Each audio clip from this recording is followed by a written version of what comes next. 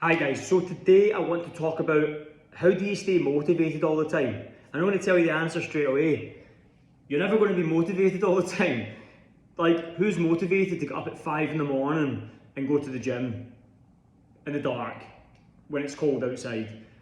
Probably no one, right? So firstly, start understanding that nobody's motivated. But how do you stay driven? How do you keep working towards that goal consistently over years?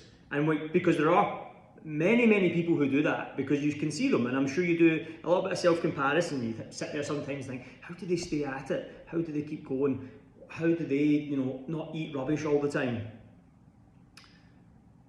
There's parts of it where there's definitely things when I say like for example, eat rubbish. Okay, there's things you need to do certain things to stop cravings, where that becomes where you need to follow nutrition that I provide and how to understand what to actually eat compared to what you've been told to eat. But that's a separate video.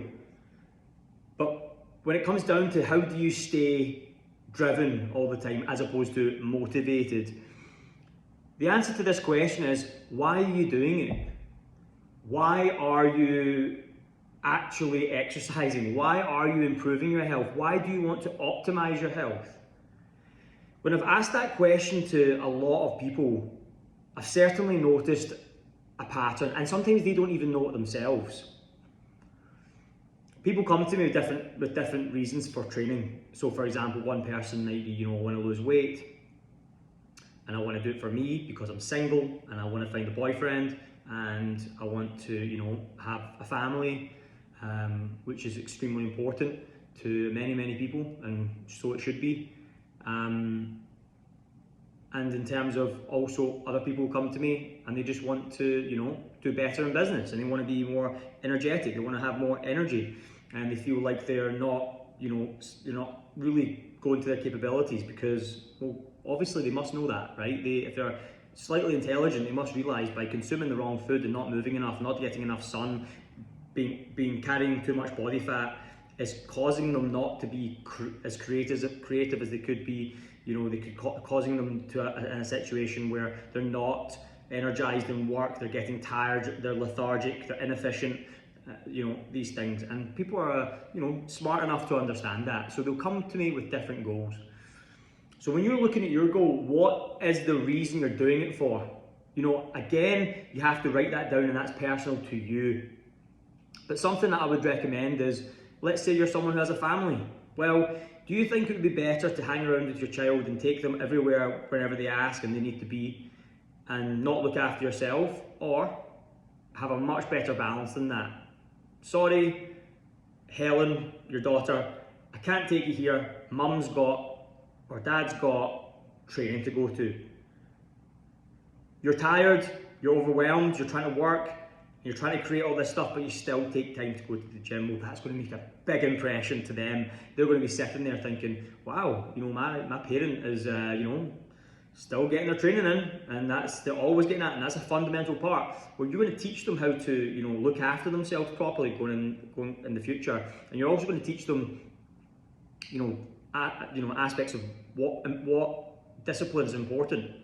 What should you be focusing your time on? Because at the end of the day, if you're not happy and you're not feeling good about yourself and you're not with the partner that you want, because you don't, maybe you don't feel good, you're not attracted to the one you want, and you have very high expectations of who you expect to be with, but you're not there yourself, well, how do you expect to have that with someone else? How do you expect to, feel good all the time when you're not consuming the right food? And there's so many factors you can consider.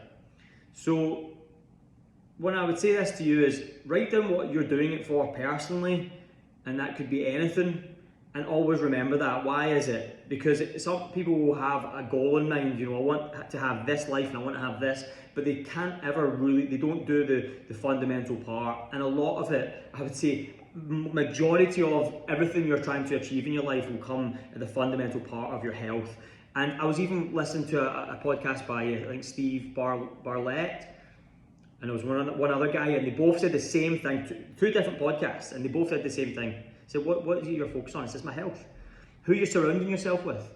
Who are you surrounding yourself with? Are the people around you when you're going out being, oh, you know what, Sarah, it's okay, you just have what you know, just eat a little bit, live a little bit? Or are the people around you supportive to you? No, Sarah's doing this, she's focusing on herself right now. Let's make sure she eats that and, you know, she's focusing, you know, let's make sure we get our steps in as a group because, you know, Sarah's doing her steps and, you know, I want to talk to her. I don't want to sit in a bar because she's focused right now. That's who you surround yourself with. That's what true friendship is, helping people around you. Or you just got acquaintances. Acquaintances are people who don't really care about your goal.